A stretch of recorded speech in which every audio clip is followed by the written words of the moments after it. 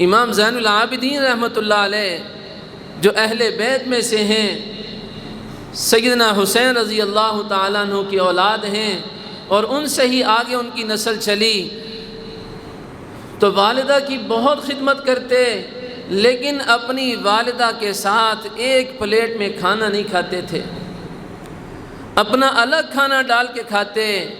حالانکہ عرب کے اندر یہ رواج ہے کہ وہ اکٹھے ایک برتن میں کھانا کھانے کو پسند کرتے ہیں۔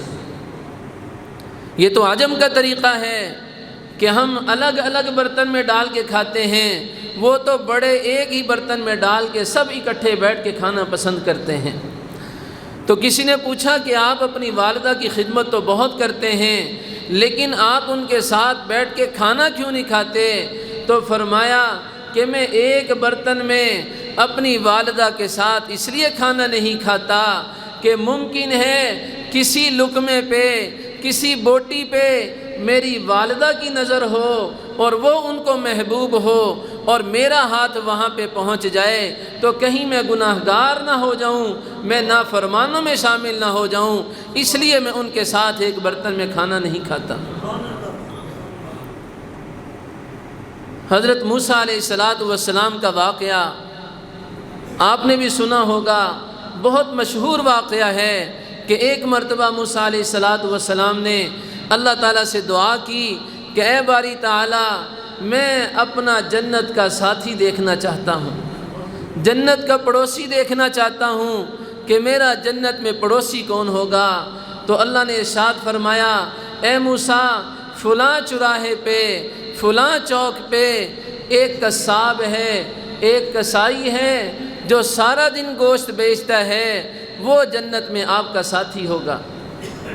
اب موسیٰ علیہ السلام بڑے حیران ہوئے کہ میں اللہ کا نبی اور رسول، کہ اللہ نے مجھے کتاب عطا فرمائی، مجھے الگ شریعت عطا فرمائی، اور میں کلیم اللہ میرے ساتھ ہم کلام ہوتے ہیں، میرا کوئی جنت کا پڑوسی، کوئی تہجد گزار ہوتا، کوئی شب بیدار ہوتا، کوئی اللہ کا بہت بڑا ولی ہوتا۔ اللہ فرما رہے ہیں کہ میرا جنت کا ساتھی ایک قصاب ہے، ایک گوشت بیچنے والا ہے۔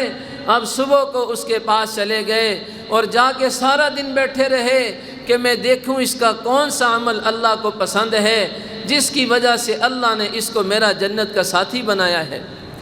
اب سارا دن بیٹھے دیکھتے رہے، کوئی خاص عمل نظر نہ آیا۔ لوگ آ رہے ہیں، کسٹمر آ رہے ہیں اور اس کو ڈیمانڈ کرتے ہیں، وہ گوشت بنا بنا کے ان کو پیک کر کے دیتا جا رہا ہے۔ جب شام ہوئی، اس نے ایک چھوٹا سا گوشت کا نرم حصہ اپنے کپڑے میں، اپنے رومال میں لپیٹا اور دکان کو بند کیا اور گھر کو جانے لگا۔ تو موسیٰ علیہ السلام نے اس سے فرمایا کہ بھائی، میں مسافر ہوں، میں آپ کا مہمان بننا چاہتا ہوں، آپ مجھے اپنے ساتھ ایک رات کے لیے رکھ سکتے ہیں؟ تو چونکہ مہمان نوازی یہ ان کی گٹی میں تھی، ان کی طبیعت میں تھی، انہوں نے فرمایا کہ ہاں، میں آپ کو ساتھ لے جاتا ہوں اور آپ کی مہمان نوازی کرتا ہوں۔ تو موسیٰ علیہ السلام کے ذہن میں یہ تھا کہ ممکن ہے یہ رات کے اخیر پہر میں کوئی اللہ کی عبادت کرتا ہو جو اللہ کو بہت پسندیدہ ہو، اس لیے اس کے ساتھ ہو لیے۔ جب اس کے ساتھ گھر پہنچے تو دیکھا کہ اس نے وہ گوشت کا ٹکڑا نکالا، اس کو تیار کیا، اس کو پکایا، اور پھر ایک کمرے کا دروازہ کھولا۔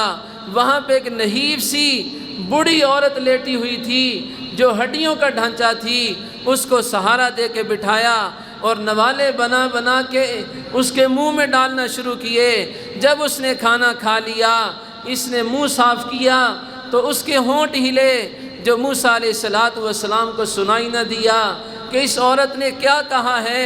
جب وہ موسیٰ علیہ السلام کے پاس آیا تو حضرت نے پوچھا کہ بتاؤ یہ بڑھیا کون ہے، اور جب تم کھانا کھلا کے فارغ ہوئے تھے اس نے تمہیں کیا کہا تھا؟ اس نے کہا کہ آپ مسافر ہیں، مہمان ہیں، آپ کو اس سے کیا سروکار، آپ رات گزاریں، اپنی ضروریات کو پورا کریں۔ موسیٰ علیہ السلام نے فرمایا کہ نہیں، جب تک تم بتاؤ گے نہیں میں تمہارا پیچھا نہ چھوڑوں گا۔ تو اس نے بتایا کہ یہ میری والدہ ہیں جو کمزور ہیں، نحیف ہیں اور خود چلنے پھرنے سے قاصر ہیں، کھانا کھانے سے قاصر ہیں، میں روزانہ ان کے لیے نرم سا گوشت کا ٹکڑا بچا لیتا ہوں اور لا کے تیار کر کے اس میں نوالے بنا بنا کے میں ان کو کھلاتا ہوں۔ تو انہوں نے کہا کیا تھا؟ تو اس نے کہا کہ میں جب اس کو کھانا کھلا کے ان کو فارغ ہوتا ہوں تو بیچاری میری محبت میں دیوانی ہے، ماں ہے، اس کو اولاد سے محبت ہے، وہ اتنی بڑی بات کر دیتی ہے کہ اللہ تجھے وقت کے پیغمبر موسیٰ کا جنت میں ساتھی بنائے۔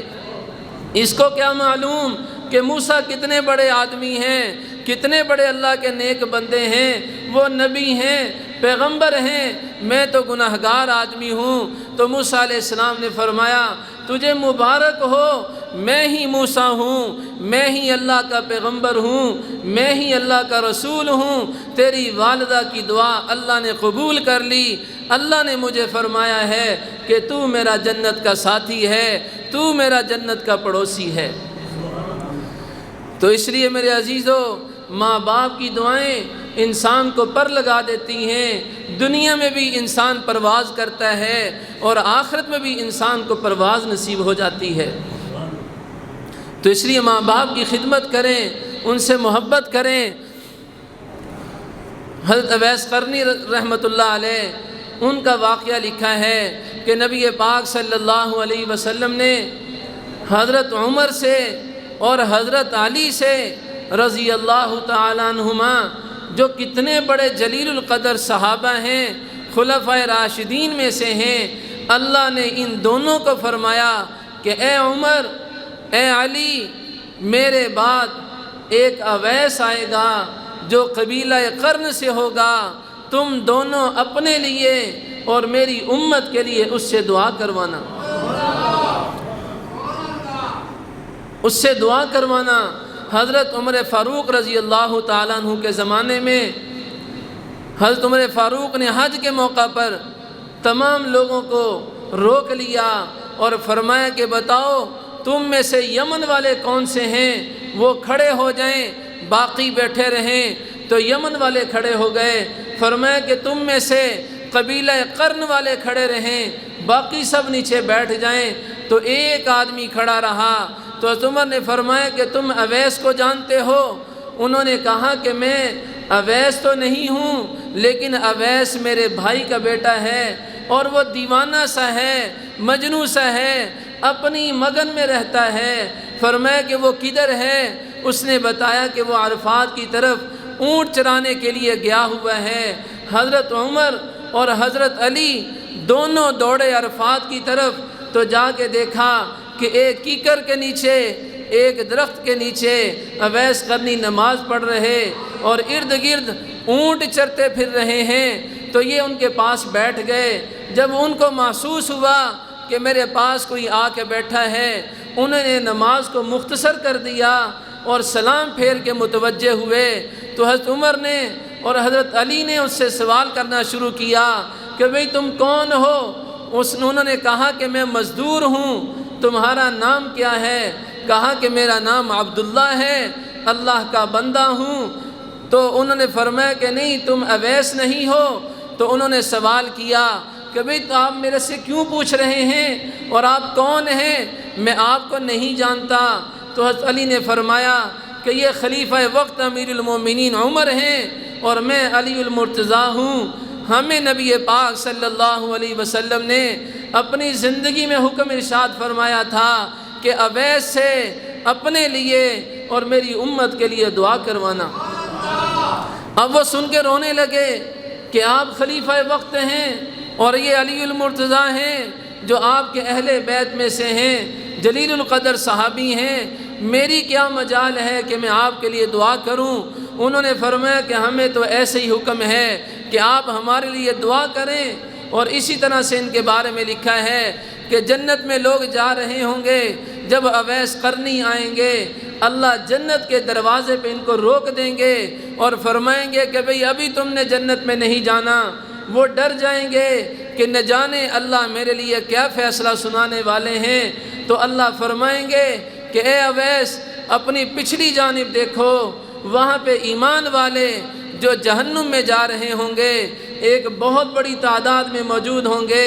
اللہ فرمائیں گے کہ اے اویس، تو جس کی طرف اشارہ کرتا چلا جائے گا میں اس کے لیے جنت کا فیصلہ کرتا جاؤں گا۔